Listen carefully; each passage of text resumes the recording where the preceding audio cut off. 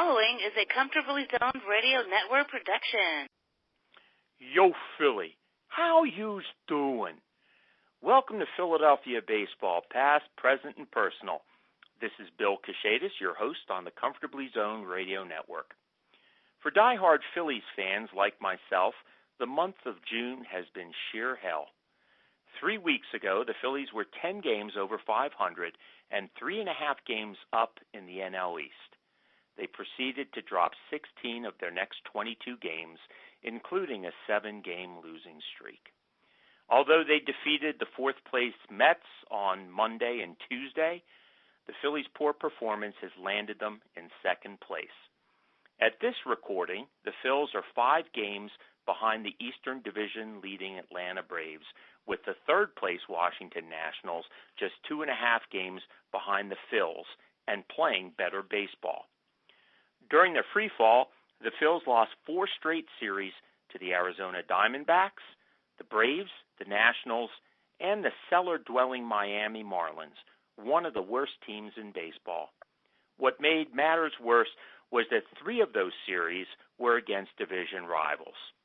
When the pitching delivered, the bats went silent. When the offense delivered, the pitching failed. But there's also been poor base running, a lack of plate discipline, inconsistent fielding, and a slew of mental errors.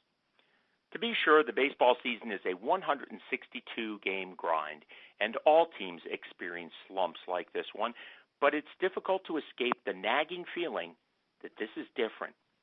What this free fall is all about is a lack of leadership and accountability in the clubhouse, in the front office, and most conspicuously in the manager who was hired to change the fortunes of this team. Over the last month, my feelings about this Phillies team has run the gamut from hopeful to anger to resignation. But as my wife reminds me, the Phillies, like any MLB club, are composed of grown men playing a child's game for millions of dollars, all because our society's values are out of whack. So I need to find the humor in a miserable situation like this one. And that's why I invited comedian Carl Wolfson to rejoin me for this podcast.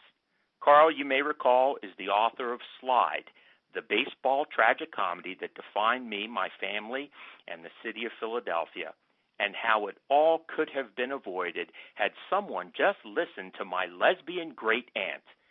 It is a wonderful book about the Phillies' infamous collapse of 1964.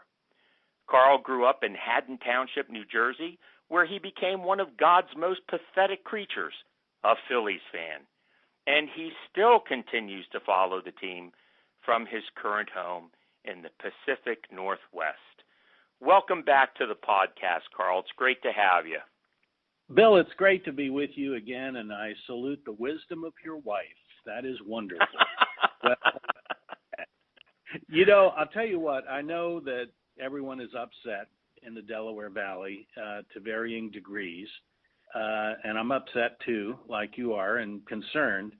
But I'll tell you what, if Phillies fans want to get their aggression out, how about the next home game they have Santa Claus throw out the first pitch? How about that? We don't have snowballs yet here, Carl. Oh, they'll find them. They will find them in Philly. They'll throw the snow cones is what they'll do. But, yep. You and I have been around Phillies fans for a long time, and you have to have perspective. I mean, the book that I wrote, which you kindly mentioned, was about still the biggest collapse in Major League history, 1964. And, of course, the Phils in 61 lost 23 games in a row. Choo-Choo Coleman for the Phillies that year batted .128. I mean, he was the only person in 1961 to have a lower batting average in the Bay of Pigs invasion. And but the issue, of course, this year is this team is paid and built to win. Probably that 61 team had an aggregate payroll of about $45.10. Yeah. So, I've been reading what management has been saying about this collapse. And, one of the things I've heard from John Maley and others is that the Phillies have to start attacking the fastball. They're a horrible fastball hitting team this year. Now, I may be wrong, Bill, but if you've spent your life in little leagues and college, in some cases in minor leagues and up through the system, and you're a highly paid major league player, shouldn't you already know to attack a fastball seriously? Absolutely. I mean, if someone paid me $330 million, I would attack a fastball faster than Game of Thrones fans attacked the last episode. I'll tell you that. And I just don't know whether it's mental, whether it's physical. I came up with the idea a few days ago to check all the Phillies into Hahnemann Hospital, but then I found out it's closing. That's right. Last day is September 6th, I think, yeah. But here's a scoop for you. You know who's been managing Hahnemann Hospital? Gabe Kapler. It's true. I read that he pulled a surgeon out of the operating room before there was a doctor warming up. So that's just terrible. Well, listen, I agree with your analysis of the offense. You know, at the beginning of the season, it appeared as if the Phils had solved the offensive woes of last year. I mean, they signed Bryce Harper, Andrew McCutchen, JT Realmuto, Gene Segura, and then added Jay Bruce in the spring. Right. Now, of course, McCutchen's season ended on June the 3rd in San Diego when he tore his ACL, and that really hurt because he was the best leadoff hitter on the team. He has tremendous plate discipline, and he has power. But until the Mets came into town on Monday, none of the other hitters have been able to deliver in the clutch. You know, what gives here? I mean, there's a lot of money that has been spent on these guys. Are they just not as good as we thought they were? Well, you talk about a lot of money. I mentioned $330 million. I mean, the only way Bryce Harper could make more money is if he married and divorced Jeff Bezos. You know, and look, I just happen to believe it's two things. And look, everyone listening to this podcast, Bill, has got their own opinions. When you say they don't hit in the clutch, that's a mental issue to me. And we're going to talk about this, I'm sure, as the podcast goes on. But there's also an attitude in every clubhouse. A manager has to be accountable. A manager has to be respected. A manager has to have control. And I'm telling you, Kapler, again, it's so easy to blame the manager, and I get that. But if you look at Kapler's decisions, and we'll talk about some of this, whether it's not coming down on players for hustling, it seems he wants to be liked more than to be respected or feared. Feared in a good sense in the clubhouse. But it seems to me that these problems aren't just mechanical problems. They have to do with the culture of the team and the management of the team. I mean, that's my feeling. Mm-hmm. No, I agree with that. I mean, we already know that Kapler does not make his players accountable for not hustling on the base paths, nor will he make them accountable in the press by calling them out. And right. It really does appear that he wants to be one of the guys. He wants to be liked more than respected. And look, he has a managing style like a high school coach. I mean, life lessons here. That's not right. what it's about in Major League Baseball. It's about winning. And unless the manager has respect, it's not going to happen. Now, you and I both know if Dallas Green and Charlie Manuel acted the same way Gabe Kapler did, the organization wouldn't have any championship titles. Both of those managers made their players accountable. Green was hated by the clubhouse in 1980 because he cajoled, provoked, and insulted his players, sometimes in the press, but he also praised them when they did well. And Charlie Manuel was more of a player's manager, but if Jimmy Rollins didn't run out a ground ball, he sat. So, I agree with you. Dallas Green could be an intimidating guy. I mean, he was 6'2". He was like 220 pounds. But I'll tell you what, and I've seen interviews, Bill, with players who played under Dallas Green. They may have had problems with him then, but everyone to a man says now he was tough, but he was fair. And Charlie Manuel, by the way, has you knew where Charlie stood. He holds the Phillies records for a manager for most times ejected. Did you know that? I did not know that. I did not know guess that. He was ejected over his 13. How many years was he with the Phillies? 8 years. Wow, 8 years. Something about like 8 years. Yeah. Yep. Yeah. Take a guess how many times he was ejected. I'll take a rough guess. 15, maybe 20. 41. 41. Which is No exactly kidding. his uniform number, 41. But wow. I mean, he stood up for his players. But you're right. He would bench someone. He didn't care.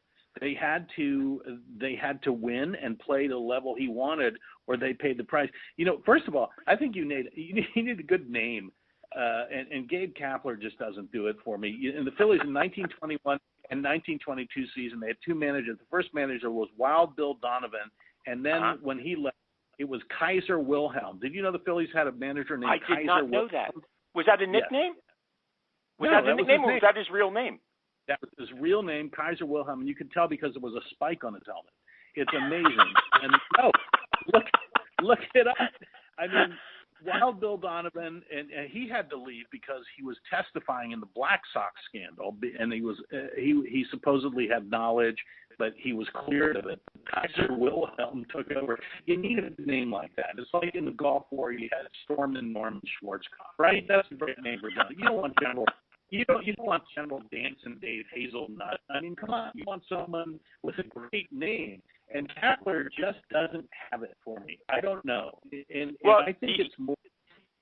I think it's more his style. I think Wild Bill and Kaiser probably had more credibility too.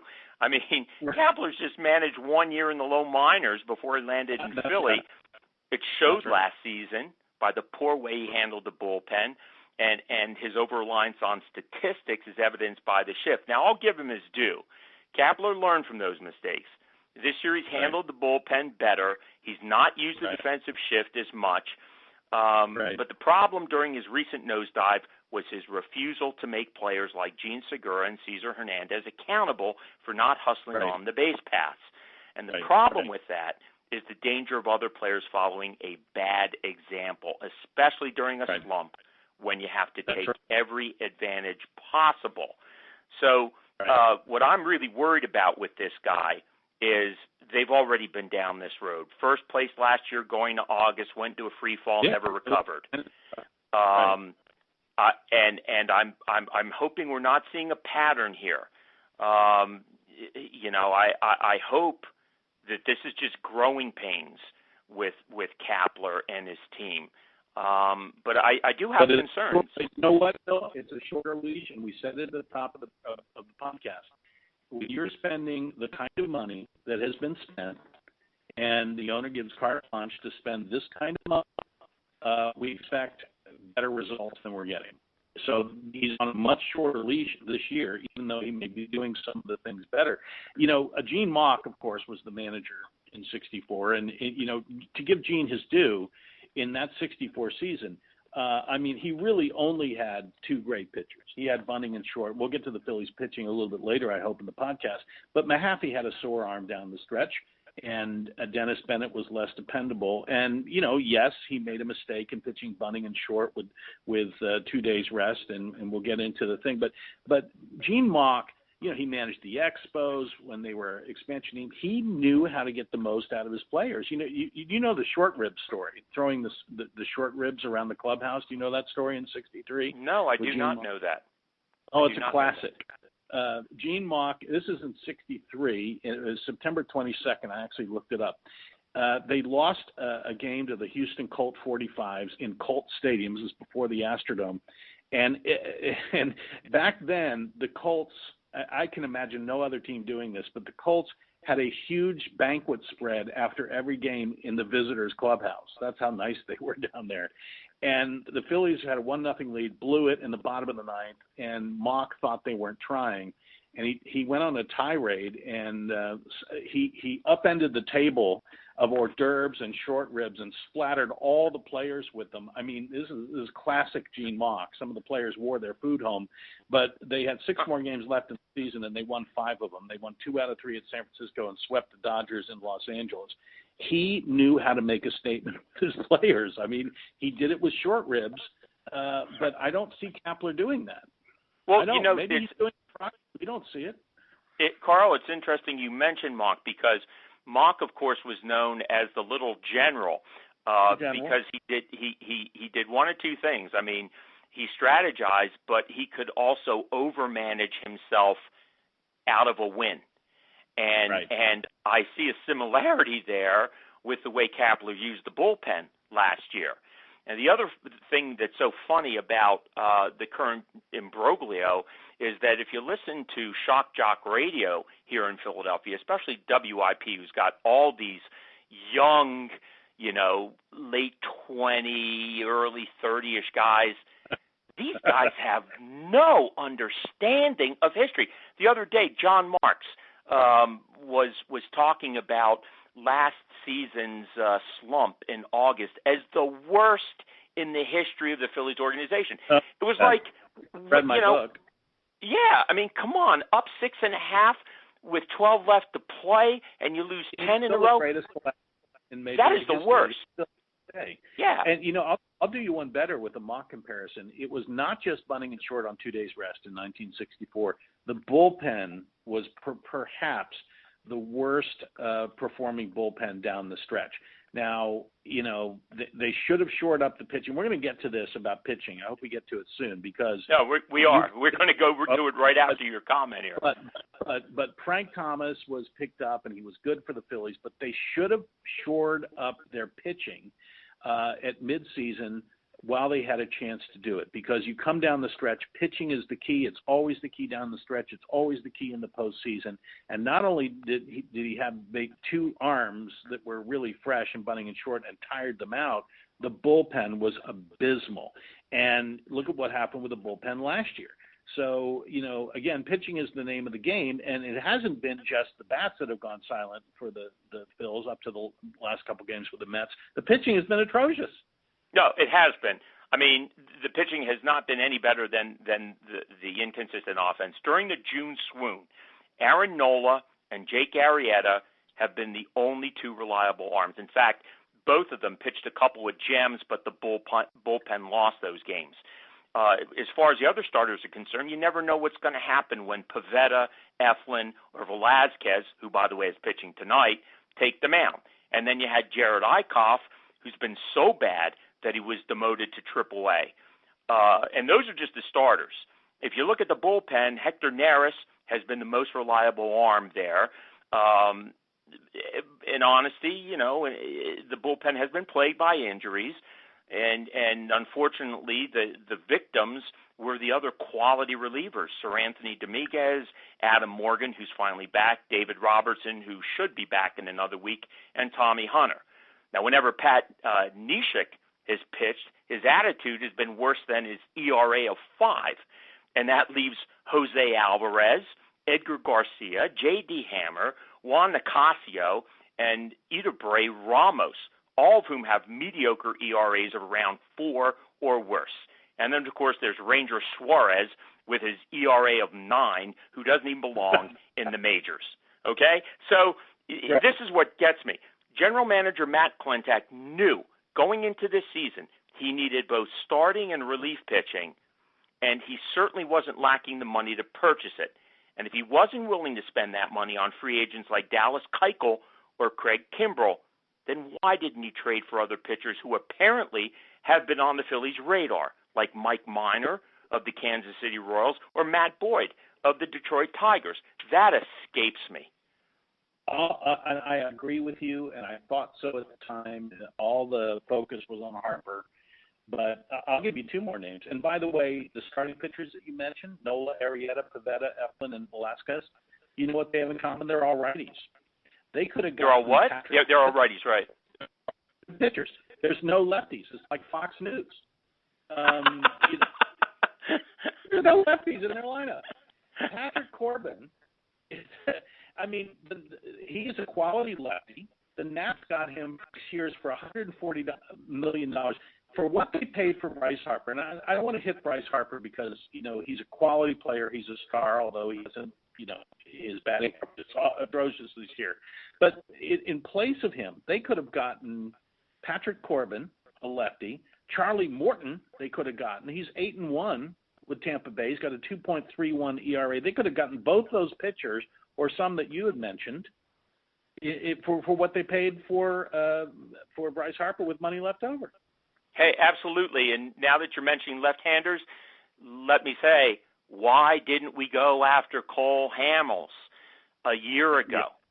I guess in the off season 2 years ago, I ran into Hamels. He lives around me here in Chester County, and I said to him, "Wouldn't you love to be back in Philly?" And he said, "Absolutely." He said he would kill to be back in Philadelphia, and they didn't even look at him. Well, you look at him now. He's leading. He's leading the national. Well, not maybe leading, but he's one of the leaders in ERA in the National League, and the Cubs are moving right along here. So I don't get that. I just don't get that. He was on the market. We could have had him a year ago, and Clintack did not. And I said so at the him. time. You know how it is these days, and I think your wife, the statement from your wife alluded to it. When you've got agents like Scott Forrest that suck up all the, suck up all the money, but all the baseball world, all it was who's going to land Bryce Harper. It's hard, to get that shiny object out of the eyes of general managers. And again, what Mock didn't do is bring up some young pitchers when they should have in 1964. Try out some people that he didn't try out. I know Fernando Salas is, he's doing well with the Iron Pigs. He's a 1.35 ERA. He's been a spotty major league pitcher. But if this goes on and they get mired in a slump or lose 7 out of the next 8, I really think they ought to bring some other pitchers up and see what's going on. Yeah, I think they have tried to do that with Cole Irvin. He's been up and down, and they've tried to resort to that to see exactly what they have down there in AAA. But it's not just the failure to go after pitching. And Clintack did say that there's not going to be any big splash at the trading deadline. They will shore up those areas that they need. But I am still concerned about the issue of accountability when it comes to Clintack. I mean, we remember Paul Owens, who was the Phillies general manager in the 70s and the 80s. He was successful in building a contender because he made his managers accountable. In 1983, for those listeners who were not around then, the Phillies were in first place through most of the spring and early summer. But manager Pat Corrales lost the clubhouse, and the team started to lose ground in the standings. Owens fired Corrales before the All-Star break when the team was still in first place. By that time, Owens knew he had made a mistake in hiring Corrales. And talk about accountability, Owens made himself the field manager and led the team to the World Series that year. Now, if Kapler loses the clubhouse, and I don't know if he has or he hasn't, but if he does lose the clubhouse, I don't know if Clintack has the courage to fire him. To do so would be admitting a mistake in hiring him in the first place. And as I said, Clintack just gave his manager and the entire coaching staff a vote of confidence a few days ago, stating that they will complete the season. And that, by doing that, he's painted himself into a corner. I mean, it'll be more difficult now to fire the hitting coach, John Maley, if the offense can't deliver on a more consistent basis, or to fire the pitching coach, Chris Young, if the rotation or the bullpen doesn't improve. So where does this leave Clintack? I know, and I read the same comments that you did that Clintack made, that he's not going to make any major changes. And at some point, especially with the players, I can see that. I mean, you can bring people up from the minors and move things around a little bit, but most of the major marquee names, as you know, they're locked into contracts. And I can understand him saying, we're going to see how it plays out this year. But on the manager side, I agree with you. And that's the $64,000 question, whether Clintack is going to, even despite his, Bill, there's a long history of people saying I'm 1,000% behind the manager, and that, and next week the manager's gone. If the Phillies get 10, 12 games behind or continue to be in a quagmire, I think that's the question for him, whether he's going to just fire Kapler in the middle of the season or let him run out the string to next year. That's really the question. It may be that, hiring Kapler was the biggest mix-up since – I mean, you couldn't have a worse mix-up, in my opinion, I think, than if you had Kurt Schilling throw out the first pitch at the Pride Night,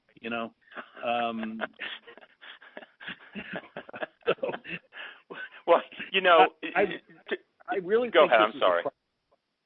I really think this is the crux of it. And you know, don't underestimate. You and I are baseball fans, and core fans know that a general manager or an athletic director in college can make or break a program. My undergraduate degrees from the University of Tennessee, I went there, and football was a religion at the University of Tennessee, and I'm still a Vols fan. Now, Johnny Majors had a good 16 years there. Phil Fulmer had an amazing 16 years there. He had a tough record against Florida. But Mike Hamilton, the AD, fired Phil Fulmer when I think he shouldn't have. And Mike Hamilton, the successive AD, just had a series of 3 hires which were just disastrous for Tennessee. Lane Kiffin coached 1 season, bolted, went to USC, took all his pledges with him. Derek Dooley, Butch Jones. The point is, when you get behind in the SEC because of bad decisions your athletic director has made or bad coaches, it takes a long time to recover. And this is a good division. I mean, that's right. The Braves are great this year. So you're not going to recover as easily. I say this goes back to both the general manager and the manager. And I guess that's an easy thing to do, but I see evidence, as you do, that Kapler is just not up to snuff. Mm-hmm. I'm glad you brought that up, because it is systemic here, and the leadership and the accountability is lacking, I think, throughout the organization. Kapler's management would be a moot point if the team had a true leader in the clubhouse, someone to make their teammates accountable. 1980, the Phillies had Pete Rose. The 93 Phillies had Darren Daulton. The 2008 Phillies had Chase Utley. All 3 of those guys were not only passionate about winning, they also had the utmost respect for the game and the way it should be played. They made sure their teammates respected the game, too. If someone didn't hustle, they heard about it. If someone was being selfish by placing their own success above the team's, they heard about it. I don't know if this Phillies team has a bona fide, established veteran leader who's able and willing to make his teammates accountable. The closest was Andrew McCutchen. Now, I think management was hoping that Bryce Harper could fill that role, and I think Harper is trying to do that in leading by example with his hustle. But, you got to remember that of the dozen or so field players, and I say field players because a pitcher really can't lead an entire team. He only pitches, even if he's a starter, every 4th, 5th day. You need a field player, a starting field player to lead the team. And of the dozen or so field players on the roster, only 2 are over the age of 30, Jay Bruce and Sean Rodriguez. All the other field players are in their 20s, including Harper, who is just 26. They might be veterans, but they are young veterans with virtually no postseason experience. Now, they really struggled last month because they didn't know how to get out of their funk, and you could see it by the way they were pressing.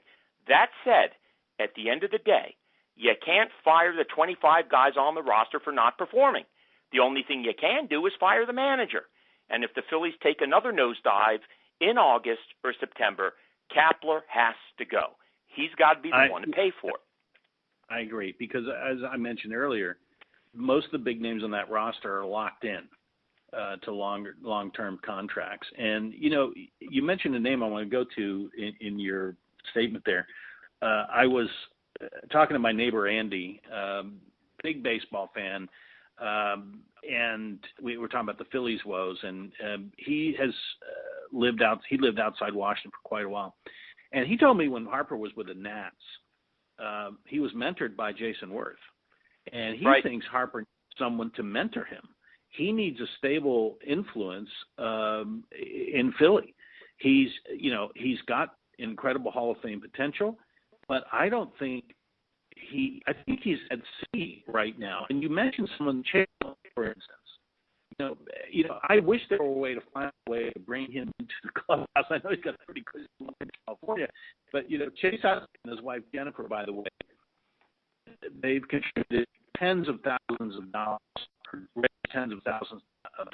Pennsylvania Society for the Prevention of Cruelty to Animals. I think we should bring him in, stabilize the clubhouse so he can be in the Society for the Prevention of Cruelty to Phillies fans. We knew better. I agree. I wish there was some. I wish there was. I wish there was some way to bring him in. Jimmy Rollins is back with the organization, but it's like in a broadcasting role. But can you imagine Jimmy Rollins trying to mentor Gene Segura about running bases? I mean, come on. How pathetic can you get? And if you go back to Bryce Harper, if you look at him, he's so predictable. I mean, he swings at anything around the plate in the first two strikes, and then they try to throw him high and outside, or they throw something inside, a breaking pitch inside, and he strikes out when he's in a slump. I mean, it's predictable. There isn't the discipline there that is necessary, to advance in his career, and he does need someone to mentor him. He really, really does. Players need micro and macro management. Whatever hitting instruction will help him right now. I know they've got a curveball machine. Got in practice this week. They're teaching him to attack the fastball. They're going over mechanics. But what we've been talking about in micromanagement is having a vet there, someone like Chase Utley, who has been through it. And Chase was this way as a player. I mean, he looked at video. He was steady. He never got his emotions rarely got the best of him. He knew the long game. He was a steadying influence. And when you have these young, you mentioned the ages. I hadn't thought about the ages of these players. They're young, and they've got an inexperienced manager. So this is the cauldron in right now. And that's why I brought up someone like Chase Utley. I don't know how, you could do that, but there are people who can steady things down. And if Kapler can't, I say he's gone. Mm-hmm. Listeners, we're talking with Carl Wolfson, whose book Slide: The Baseball Tragicomedy That Defined Me, My Family, and the City of Philadelphia, and How It All Could Have Been Avoided Had Someone Just Listened to My Lesbian Great Aunt.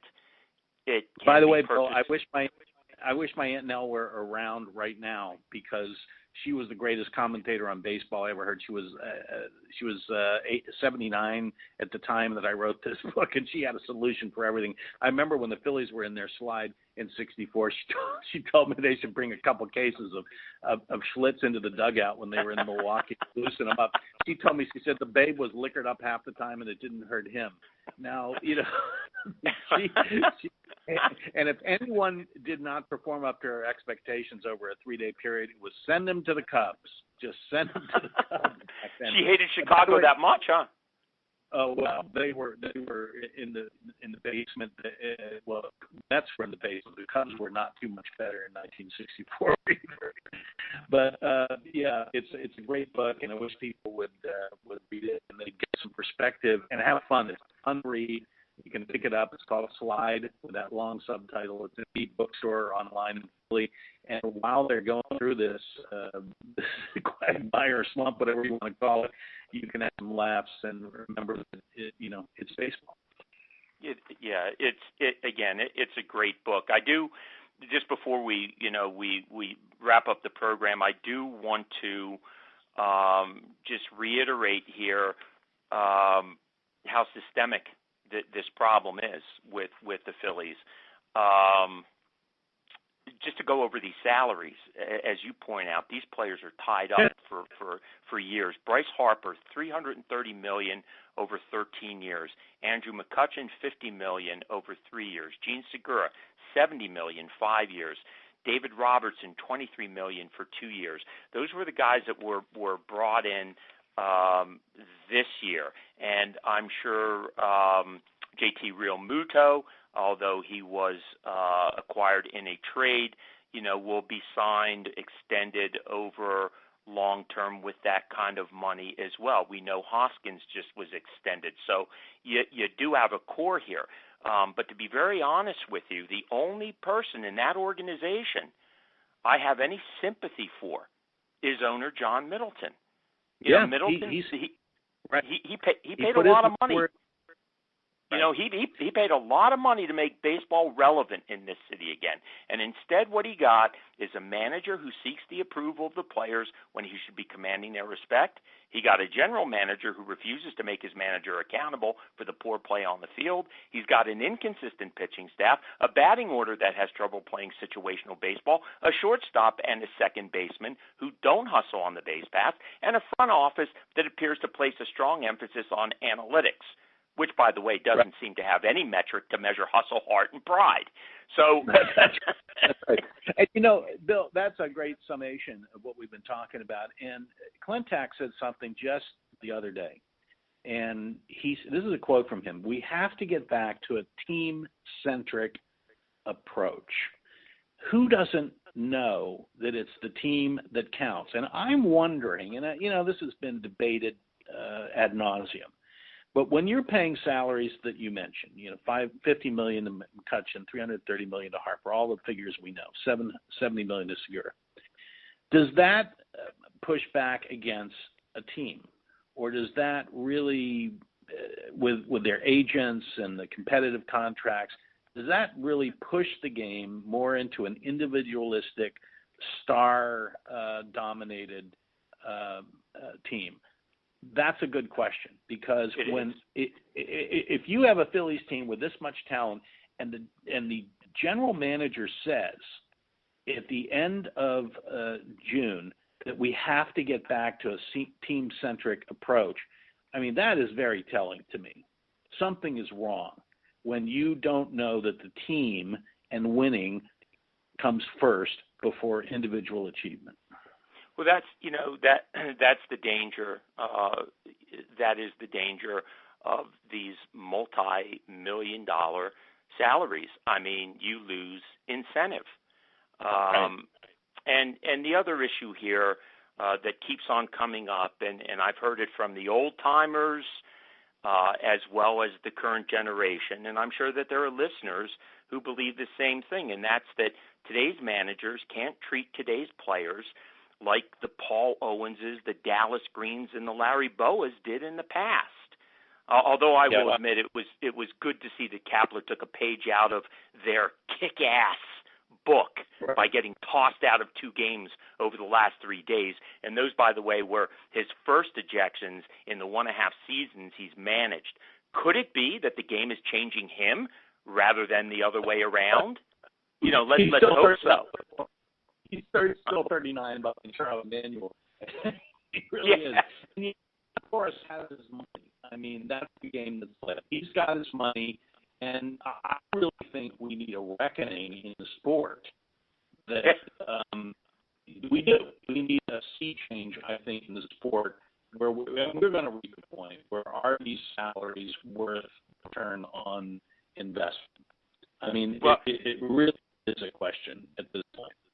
Well, you know what we're going to be accused of, Carl. These are dinosaurs. They don't know anything about the current game. I don't doubt that some of this about today's players being too soft to tolerate the old-fashioned hardline approach, I don't doubt that some of that's true. But let me tell you something. I've coached high school and college athletes for nearly 40 years, and having been raised in this city, the city of Philadelphia, where the sports culture is defined by the blue collars and the clock punchers, I know that hustle, pride, and an insatiable desire to win never, ever go out of style. And it's the responsibility of the manager to motivate his players to do those things, to achieve their potential. And after the nosedive that the first-place Phillies took last August and again this month, I seriously question whether Gabe Kapler's kumbaya approach to managing will work for this team. I guess we'll have to stay tuned. The base paths are the bases are 90 feet apart still. You can hustle down those bases, or you can do something less. And the game is still the game. I know about the analytics, the speed of the pitches, and what is now the pitching of professional, selective professionals. We used to, how many complete games do we have in the majors anymore? I understand a lot of things have changed, but the basic elements of winning and hustling to win and teamwork, that will never change in sport. It just won't. I have, before we go, I have three or four things for Phillies fans who might be listening. I know all of us want to get back to the series and win the series, but we do live in a very hyper-partisan and hypercritical era. There's no question about that, and maybe that's good, maybe that's bad, but maybe we should calm down a little bit and see how this season ends. And if we do have something of a repeat of last year where they lost 9 in a row after being in first place for so long, then we're really going to get evidence that something is amiss. Then our postulations here are going to be, I think, proven right. The second thing is you never know in baseball. You just never know. I've often said, can you imagine being in Chicago after the Cubs won the World Series in 1908, and someone came up to you and said, I'll bet you will have a black president from Chicago before the Cubs win another World Series. You would think that. In 1908.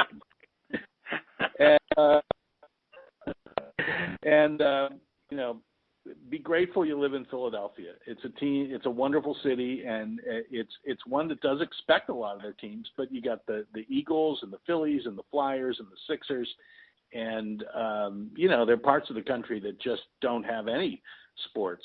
I was in Pamplona, Alabama for the running of the Rednecks. That's all they have down there, and that's my last. But be grateful that you're in Philly with the Phillies fans. And lastly, I'll say it again, buy my book. It's about 1964. You've heard about, if you're a Phillies fan, you've certainly heard about the class, although it sounds like to me from these guys on the radio, they may not have heard of it. But it's a very entertaining book, and the message of the book is that there's always another year, and being a baseball fan is a wonderful thing. It's a rite of passage, and it was for me at 11 years old, and that's why I'm as enthused about baseball and excited to see my Phillies do better today, just as I was in 1964. Hopefully it'll all come out, and maybe they'll listen to this podcast. Maybe capitalists. I won't get my hopes up for that. I think I've gotten on the wrong side of the Philadelphia press as well as the Phillies. Maybe not before this podcast, but hey, look, you know what? I hope I'm wrong. I honestly hope I'm wrong. I hope at the end of this season, at the very least, we get to the NLDS and Gabe Kapler. Proves me wrong. The Phillies prove me wrong. Me too. Nothing would make me happier than the Phils to go on a great winning streak now. The offense to get in a groove, maybe to find some of the missing parts that we've been talking about. Someone steps up and takes a leadership role in that dugout. The pitchers settle down. They make a run into the playoffs. That's what we all want for sure. And I have to tell you that when they went into Dodger Stadium and lost those 3 games, the Dodgers are, and I'm not a Dodger fan, but they've got something this year. They really have got it going. They do. Where the hell did the Twins come from, Bill? Yeah. My God. No, and look at the Braves, too. And the Braves are young. They're not going anywhere. They're going to be around for some years. Yeah. So Dansby Swanson, who played at Vanderbilt, was on the Hillsborough Hops, which is a little pro team we have out here in Portland, and he is really good. I think the Diamondbacks took him with the first rounder and first pick in the draft, and now he's home in Atlanta and doing well. So nothing would please us more for the Phillies to right the ship, and they might. But there's serious issues right now, that's for sure, and I hope that they can figure them out. Well, thanks for being with us, Carl, and for a humorous perspective on what has become a very sobering, if not disappointing, season. I appreciate it. So you try for some humor, and there was some humor here. But you know, when you mix it up with like any two sports fans, especially Phillies fans, you're going to mention statistics, you're going to mention the past, you're going to get into the nuts and bolts of the game. And I'm sure everyone is trying to think this, and maybe some people, are, including us, are overthinking it. But let's keep our fingers crossed that they can right the ship. Go Phils. Amen to that. And thank you, Philly fans, for tuning in. See you next week for another podcast of Philadelphia Baseball, past, present, and personal. This is Bill Kashatus rounding third and heading home on the Comfortably Zoned Radio Network.